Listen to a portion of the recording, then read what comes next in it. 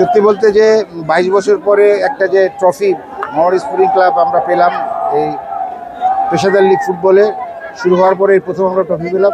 আসলে এটা অনেক আনন্দের একটা ঘটনা, যেটা সারা বাংলাদেশের মোহামেডান সমর্থকরা যারা আছে, যারা এবং ক্লাব কর্মকর্তা থেকে শুরু করে যারা মোহামেডান ক্লাবকে ভালোবাসে, সবার জন্য একটা আজকে শুভ দিন।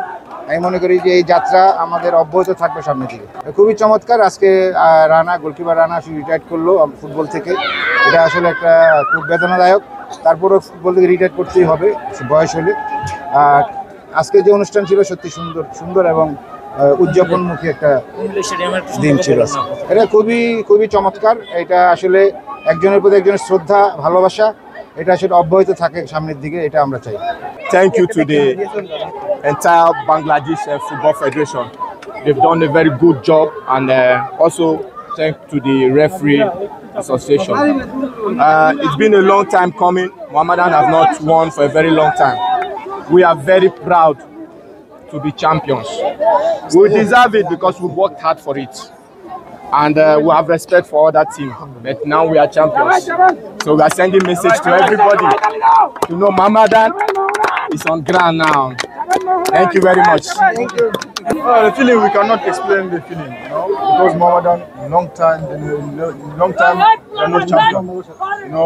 Like 4 years ago, the team was good. We are every year trying, but this year, situation was not okay. But Allah helped us a lot, and we trust on Allah, and Allah give us the trophy.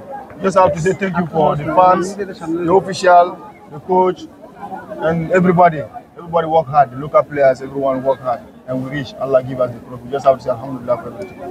And thank you for all Bangladeshi BPL members, federation. Alhamdulillah, we achieved the champion this year.